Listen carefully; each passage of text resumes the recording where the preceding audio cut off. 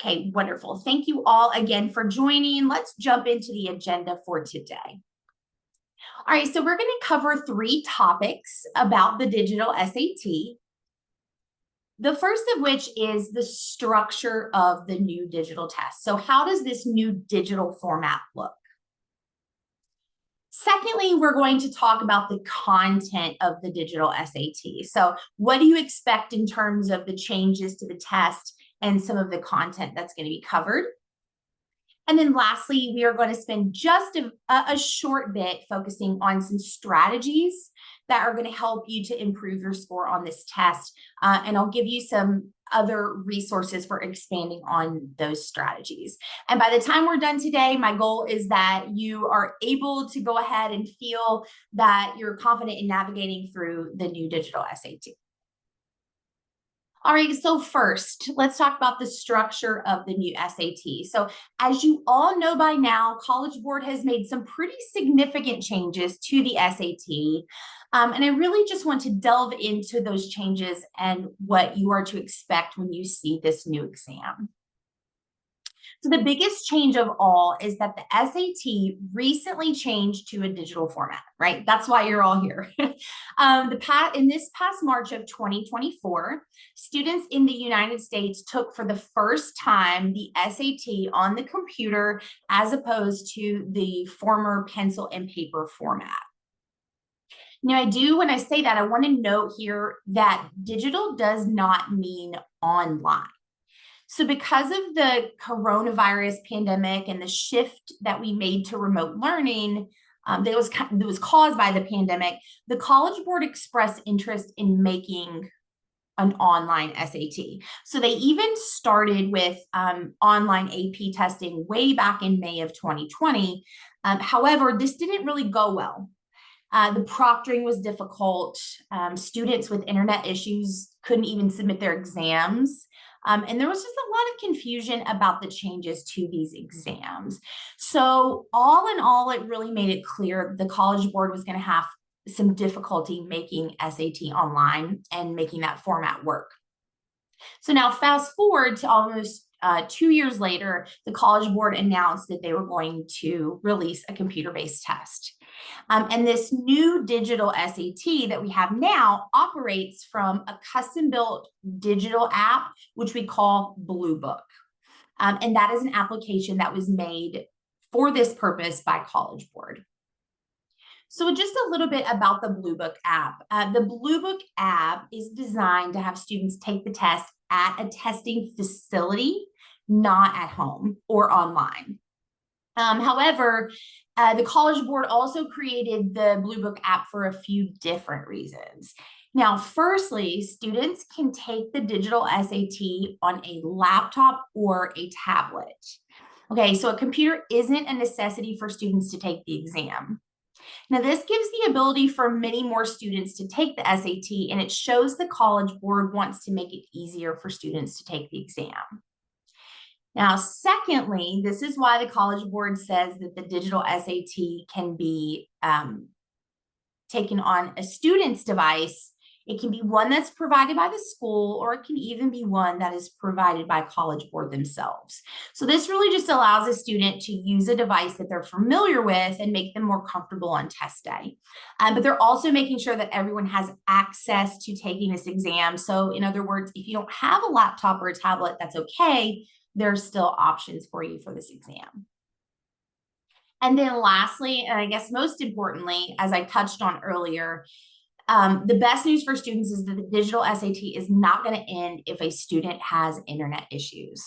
So the College Board promised that they would receive scores from students even if the internet were to cut out halfway through the exam. So once a student starts the exam, they're going to indefinitely be able to continue it.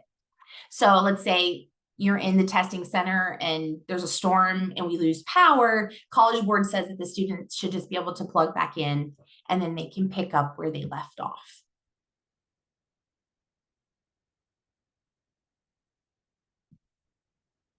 All right, so let's talk about a few of the general details about what testing day is going to look like with the new digital SAT.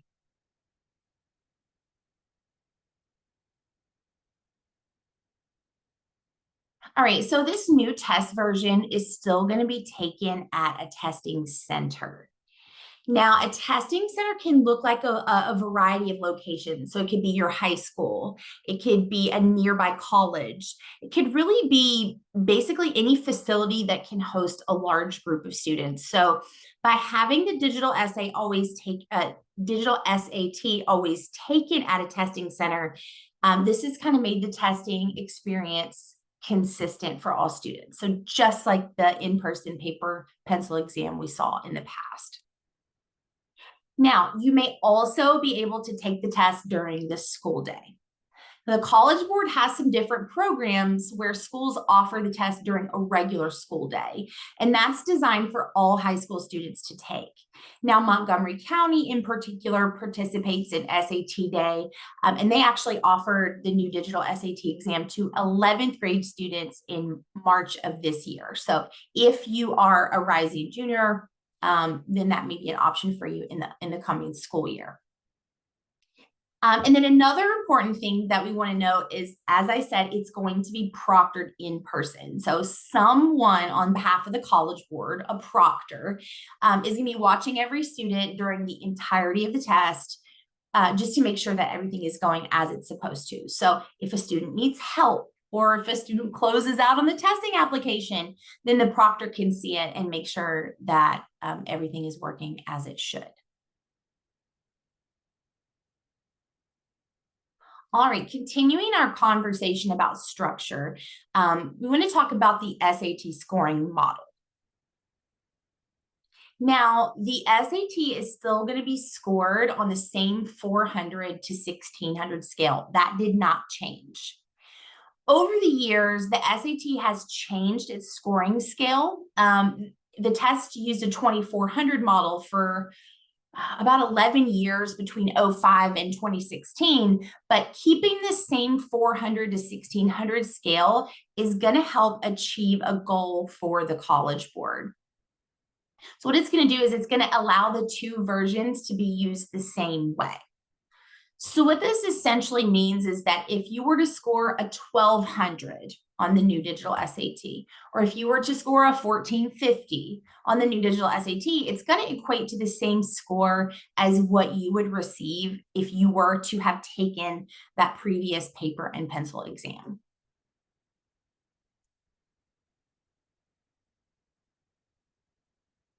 All right, a little more about structure. So when you sit for this digital SAT, you're going to have just two sections on the exam. So there's going to be a reading, writing combined section, and then there's going to be a math section. Okay, so this is what the new digital SAT format is going to look like. So just a snapshot for you. So the reading and writing sections are going to be divided into two modules.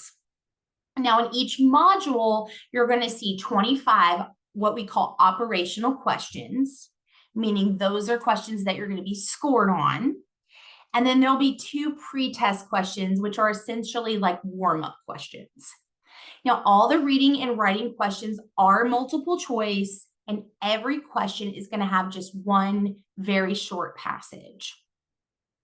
Now, looking over on the other side to the math section, you're also going to see that same type of format. We have two modules. Here in each one, you're going to have 20 operational questions and two pre-test questions. Now, for the math sections, modules, you will have 35 minutes to answer every one of those questions in each module. And then your math section is going to be a combination. It's about 75% multiple choice. And then the other 25% is going to consist of what we call student-produced responses. So what that means is it's not multiple choice. You will have to figure out the answer on your own and fill it in. Now, you may look at this chart and you may wonder, well, why are the sections divided into modules? Why don't they just combine the two modules together just to get one big long reading writing section or one big math section? And there's a simple reason for that. Does anybody know the reason why? I'm just going to ask you to put it in the chat if you know the reason why it's divided into two modules, each section.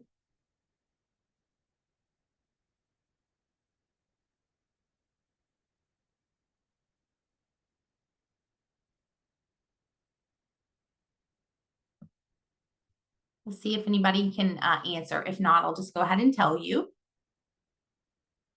The reason why it is divided up into two separate modules is because the test is a computer adaptive exam.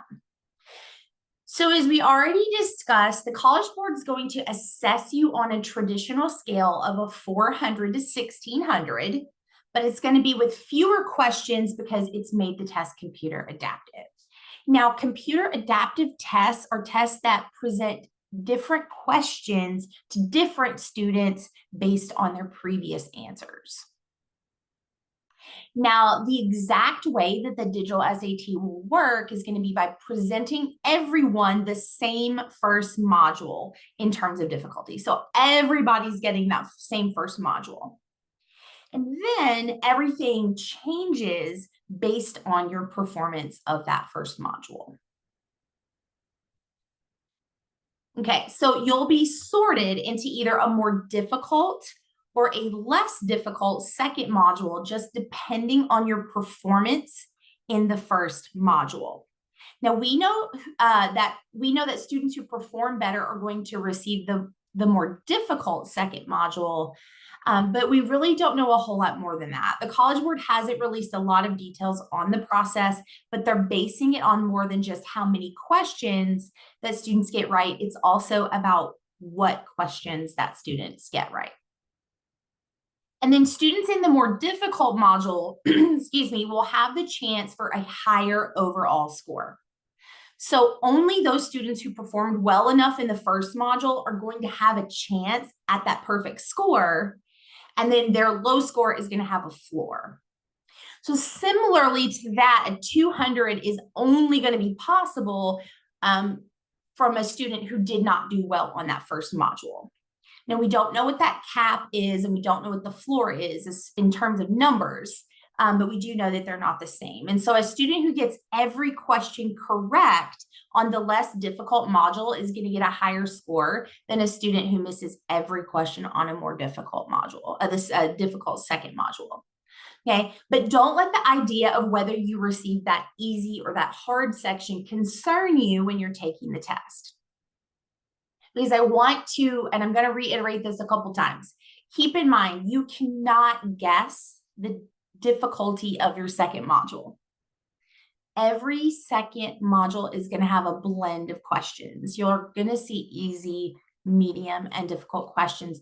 And the College Board isn't going to tell you which of those modules you got. So many students that we've seen already have gotten wrapped up into wondering if they've advanced to the easier module or if they've gotten the harder module. But the truth is, on the official exam, you are just never going to know.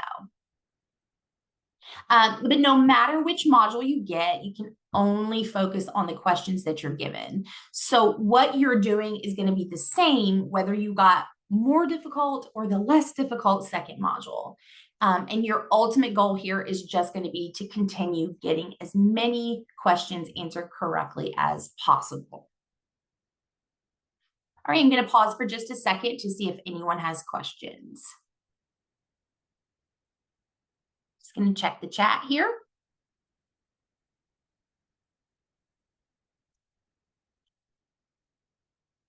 Okay, so I don't see any questions as of now. If you do see, happen to have a question, again, feel free to put that in the chat.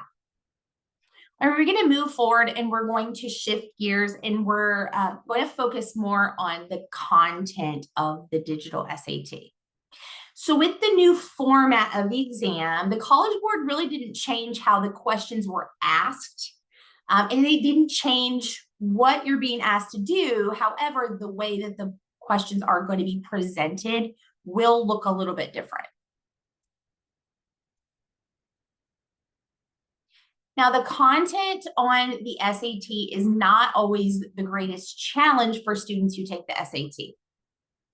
We all know that the SAT asks general level high school reading, writing, and math questions, and it's designed to be taken by high schoolers all over the country and even the world. None of the content on the SAT is going to be super advanced, and it's not going to require any specific subject knowledge. So, for example, you won't need to know history or specific literature or science skills to complete the exam. But the challenge here is how the test is going to present these questions. The math on the SAT is mostly algebra and geometry questions. You will see a handful of trigonometry questions as well. And then the reading and writing section, of course, is going to cover fundamental reading writing skills. So it's always possible that you might see a small handful of questions that you just didn't learn in school or you don't know, but that should only be a few. So the great task here is going to be utilizing strategies that are going to help you answer the more difficult questions correctly. All right, and speaking of strategy, okay, we have many students at the Princeton Review who come to us every day who are top level students, great GPAs, in extracurricular activities, but for some reason they just can't seem to get that SAT or that ACT score that they're looking for. And that's because the tests that you're used to taking in high school are totally different from any other type of standardized test. So this isn't just true of the SAT, but it's also true of the PSAT, ACT, AP exams, or even IB exams. So your high school tests are going to follow a pattern. They're going to cover a limited subject matter. At most, it's probably going to be a year if you're doing a cumulative exam in the case of a final. But usually your high school tests cover just a few chapters or maybe just one chapter from a textbook. And then even more importantly, a high school test is going to evaluate your content knowledge or how much you know about that subject. So that's why you're usually given plenty of time to finish an exam and why your teachers will oftentimes give you partial credit or even extra credit. And now they also do that because high school tests are graded by your teachers, human beings. And then finally, your high school tests are going to just be one element of your overall grade in a course.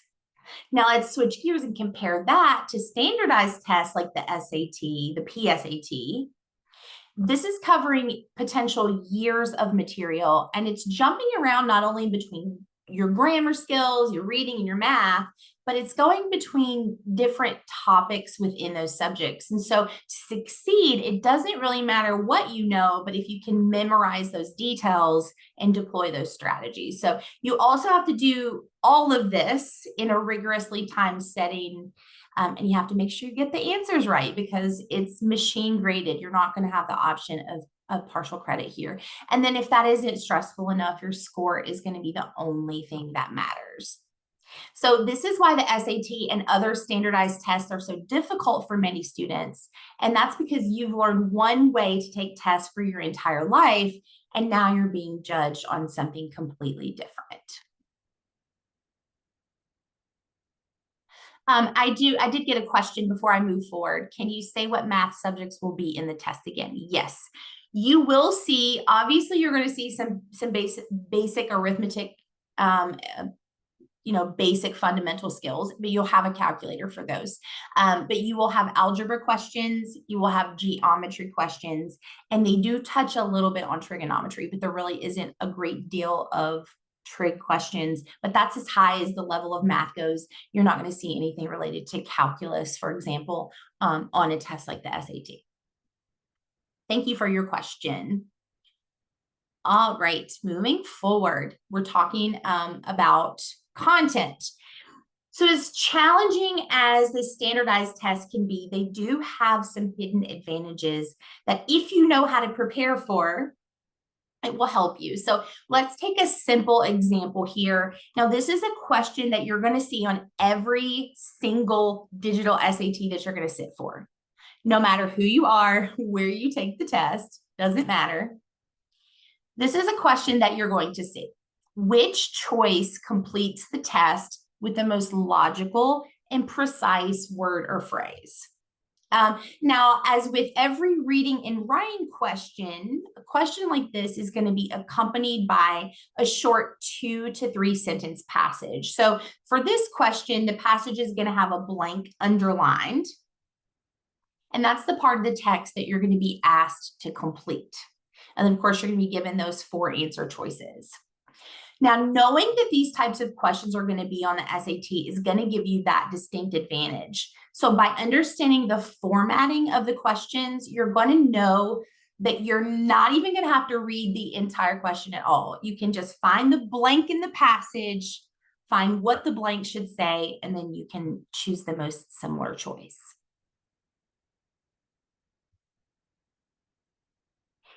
Now, before we dive into strategy, because that's what we're going to shift gears to in just a minute, I just want to circle back and make sure that I am wrapping up this topic on content. So I want you to remember that the content of the College Board's exam they have determined which questions are easy, medium, and difficult. And now they've done this in order to make the test computer adaptive. So only by seeing which students correctly answered the questions, which had the fewest correct responses, can they actually sort students into that more difficult or the less difficult second modules. So when you think about how the College Board rates a question, also remember that doesn't mean that those questions are easy, medium, or difficult for you. We want to make sure that you're focusing on getting as many questions as you can correct and doing the best that you can with the questions that you're presented, even if that means you're going to that easier second module. All right, just a quick stop for questions before we move into a short section on strategy.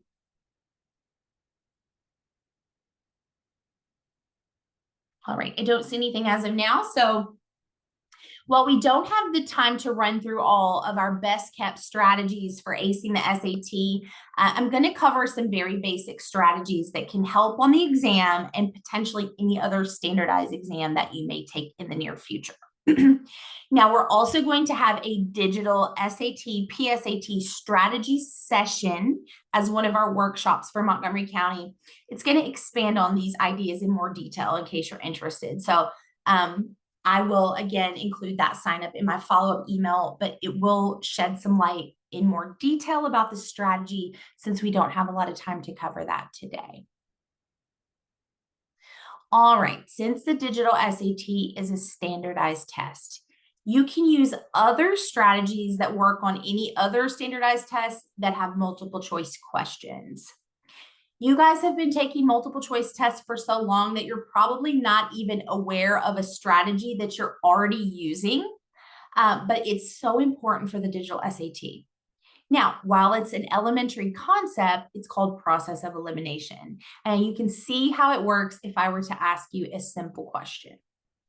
Now, for those of you without looking at your phone or doing a quick Google search, if I were to ask you who is the 13th president of the United States, there might be a couple of you in the crowd who could answer that question, but I am going to guess that most of you, by and large, don't know the answer. However, just like on the SAT, when we're given those multiple choice questions and options, we are able to then eliminate the things that we know are not true of this question. Now, in this case, we know that George Washington was the first president of the United States. We know that Joe Biden is our current president. And we know that Ronald Reagan was also a very recent president, so 13th president probably wouldn't make sense for that. So again, through this process of elimination here, in this question, we can see that Millard Fillmore was the 13th president of the United States. Now, how does this apply to the digital SAT? Well, the College Board knows that students like to use process of elimination.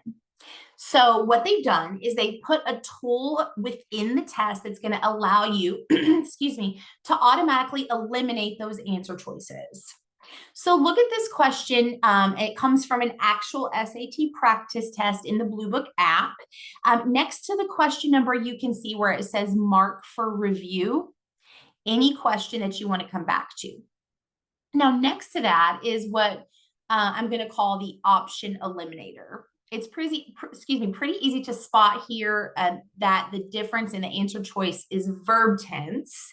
So what we're trying to do in this particular question is figure out, is the missing phrase singular or plural? All right. So since the short passage, I don't know if you've had a chance to read it, the passage mentions two memorable woodcuts, then that means that our answers should be plural. So we already know that the singular answers A and C can be eliminated, and you can use the tool within the Blue Book app to go ahead and eliminate your answers. So for, excuse me, any of you who are visual learners, this is very good for you to be able to physically see the questions that need to be marked out. Now that gives us the answer choices B and D, which takes us down to a 50% chance of getting said question correct.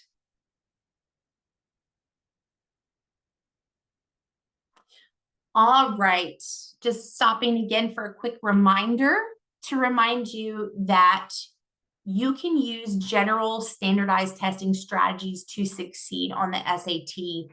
It does not matter who you are, but not only that, you're going to get some specialized tools that are going to help you along the way that will help with the digital SAT. Now I want to dive into one really a new feature of the digital SAT, something that students have not been able to use before. And that tool is that students will now have access to the Desmos calculator.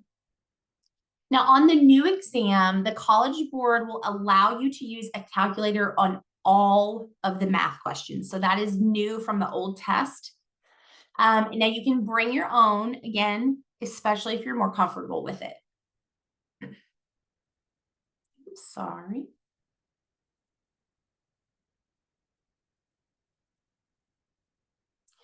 Excuse me, hit the button there.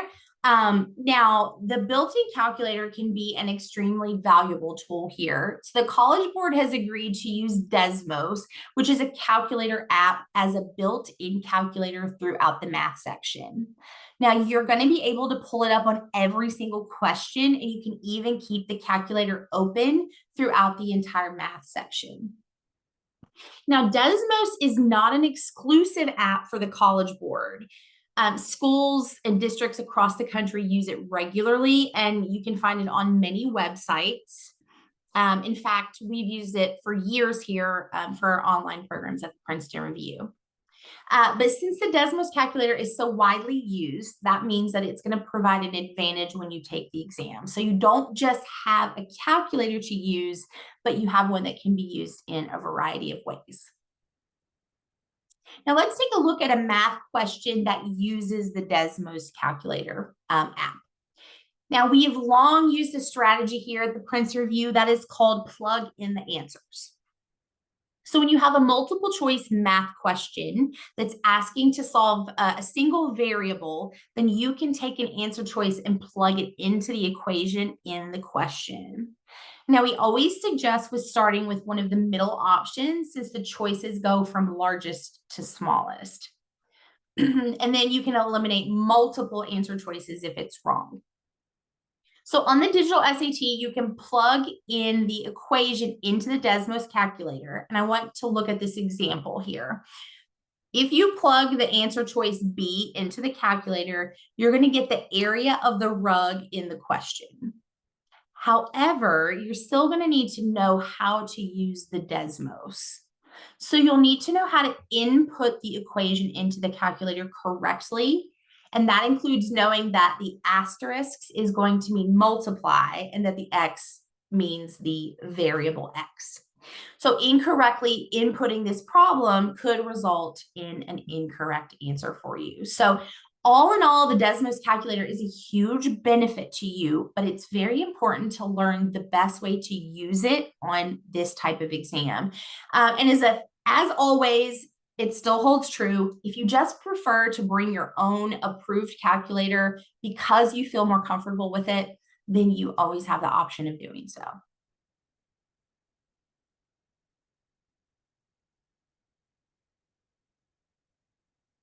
Okay, and the last strategy that you're going to need that we're going to talk about today is how to prep for these exams. Now, does it matter if you go through the Princeton Review, if you're using your own resources or your school resources? There are lots of different things that you can do to prepare yourself for the digital exam. Now, the first of which is to take a practice test. Now, built into our Montgomery County summer workshops are 3 practice exams. We have one for the digital SAT.